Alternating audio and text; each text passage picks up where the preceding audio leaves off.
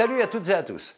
Aujourd'hui, nous allons parler des risques industriels et technologiques. Un sujet qui concerne beaucoup d'entre nous car en France, environ 2,5 millions de personnes vivent à moins d'1 kilomètre d'une installation industrielle à risque. Ça peut être une raffinerie, une usine chimique ou encore un dépôt d'explosifs.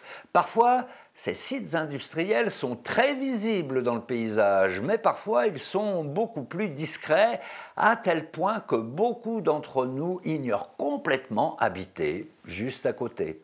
Et pourtant, il est indispensable de le savoir pour agir de façon préventive et en cas d'accident, pouvoir réagir vite et avoir les bons réflexes. Alors dans cette vidéo, nous n'allons pas parler des centrales et des installations nucléaires qui ont leur propre réglementation. Ça fera l'objet d'une autre vidéo. Nous allons parler des sites industriels présentant les plus hauts risques et classés Seveso. C'est parti. Vous avez peut-être déjà entendu parler des sites classés Seveso, une classification tristement célèbre et qui a marqué les esprits en France depuis la tragédie qui a eu lieu à Toulouse en septembre 2001 avec l'explosion de l'usine d'engrais AZF qui a entraîné la mort de 31 personnes, causé 2500 blessés et de très lourds dégâts matériels. L'usine AZF était classée Seveso. En fait, Seveso, c'est le nom d'une petite ville d'Italie située en Lombardie qui, en 1976, a connu un grave accident industriel. Un nuage toxique qui s'était échappé d'une usine chimique et avait provoqué une pollution écologique et sanitaire majeure. À la suite de cet accident industriel, des directives européennes appelées Seveso ont été adoptées, imposant à tous les États européens de recenser les sites industriels dangereux et de mettre en place des mesures pour protéger les populations et l'environnement. Comme je vous le disais, un site classé Seveso, ça peut être une raffinerie, une usine chimique, un dépôt pétrolier ou encore un dépôt d'explosifs ou de matières toxiques et dangereuses.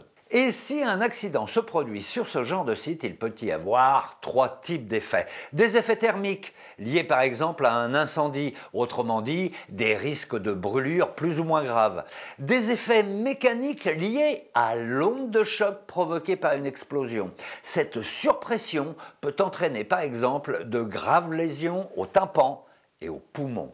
Enfin, des effets toxiques à la suite, par exemple, d'une fuite de substances nocives comme le chlore, l'ammoniac ou encore un acide. Ces produits toxiques peuvent être respirés et inhalés et entraîner des œdèmes aigus du poumon ou une atteinte du système nerveux. Bref, les effets d'un accident industriel sur la santé des riverains peuvent être très graves. Mais je vous rassure, les exploitants industriels veillent à la sécurité de leurs installations et ces sites classés Seveso sont par ailleurs surveillés et contrôlés de près. Malgré toutes les précautions, malheureusement, il y a encore et toujours des accidents industriels. Ces 20 dernières années, la France en a connu 7 que l'on peut considérer comme graves. L'un des derniers en date est l'incendie à Rouen, c'était en septembre 2019, une usine classée Seveso seuil haut. Heureusement, il n'y a pas eu de victimes, mais l'accident a créé un vent de panique chez les riverains dont beaucoup ignoraient totalement qu'ils habitaient dans une zone à risque. Donc premier conseil, renseignez-vous pour savoir si vous êtes dans le périmètre d'un site Seveso.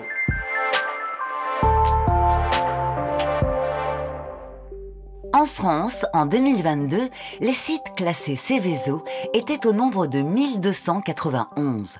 Ce chiffre était assez constant, même s'il peut légèrement varier d'une année à l'autre.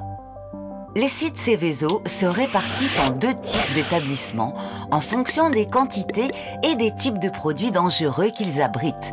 Il y a les établissements classés Seveso seuil haut, ce sont les plus à risque, et les établissements classés Seveso seuil bas.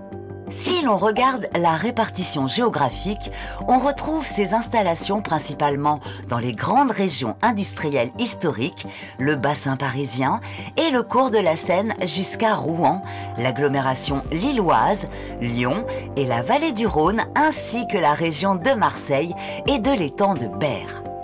Donc, sur le nombre de sites Céveso en France, il est bien possible qu'il y en ait un près de chez vous.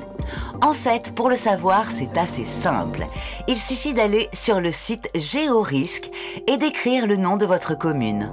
Regardez, par exemple, à Fos-sur-Mer, dans les Bouches-du-Rhône, la carte m'indique qu'il y a 17 usines classées Céveso.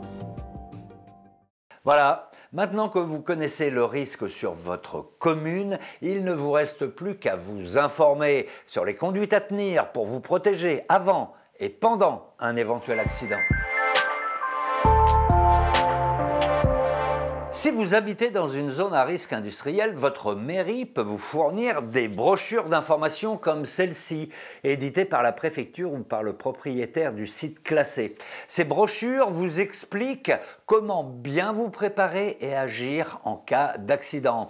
Elles informent notamment sur le signal national d'alerte. Vous savez, cette sirène dont on entend les essais tous les premiers mercredis de chaque mois à midi. Ça donne ça.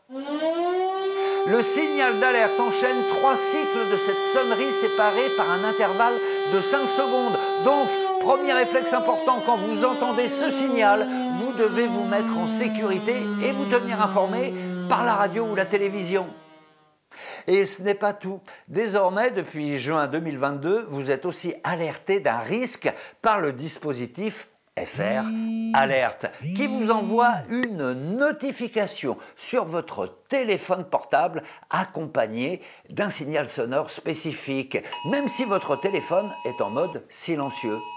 Grâce à FR Alerte, dès lors que vous vous trouvez dans une zone concernée par un danger imminent, vous en êtes informé et ce dispositif ne nécessite aucune installation préalable sur votre téléphone. Ensuite, préparez-vous avant qu'un éventuel accident ne se produise.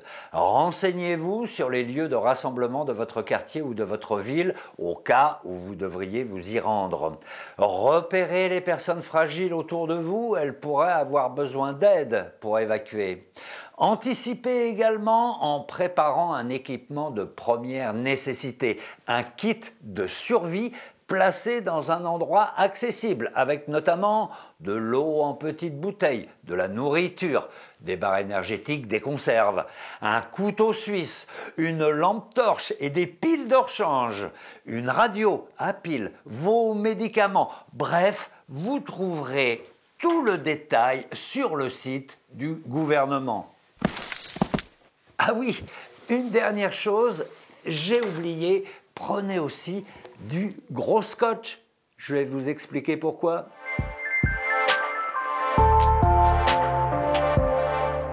Quand le signal d'alerte retentit, votre premier réflexe, c'est de vous mettre en sécurité. Vous rentrez dans un bâtiment en dur ou chez vous et surtout, vous fermez toutes les fenêtres et toutes les portes. N'oubliez pas non plus de couper la clim et de boucher toutes les aérations avec du gros scotch. Ensuite, vous vous tenez informé en permanence avec la radio. Les antennes locales de Radio France sont les plus fiables pour diffuser des informations. Vous respectez strictement les consignes des secours et des autorités. Vous n'allez pas chercher vos enfants à l'école. Et surtout, vous n'évacuez pas tant qu'on ne vous l'a pas demandé. C'est bien aussi de préparer un linge mouillé pour se mettre sur la bouche et sur le nez au cas où vous auriez du mal à respirer. Et puis évidemment, les cigarettes et les flammes. On oublie car je vous rappelle qu'il y a des gaz et des substances inflammables qui peuvent venir de l'extérieur. Et puis évidemment, même si vous avez envie d'avoir des nouvelles de vos proches, ne vous ruez pas sur vos téléphones. Si les réseaux sont saturés, ça complique le travail des secours. Alors on raccroche. Vous entendez? Ça, c'est la fin de l'alerte. Le même signal sonore qu'au début, mais une seule fois au lieu de 3.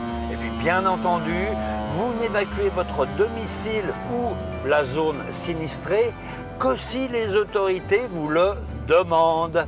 Voilà, c'est terminé pour aujourd'hui. Surtout, n'hésitez pas à consulter les sites internet qui s'affichent à l'écran. Vous aurez toutes les informations détaillées. Quant à moi, eh bien, je vous dis à très bientôt pour la suite de cette série sur la prévention des risques majeurs. Ciao!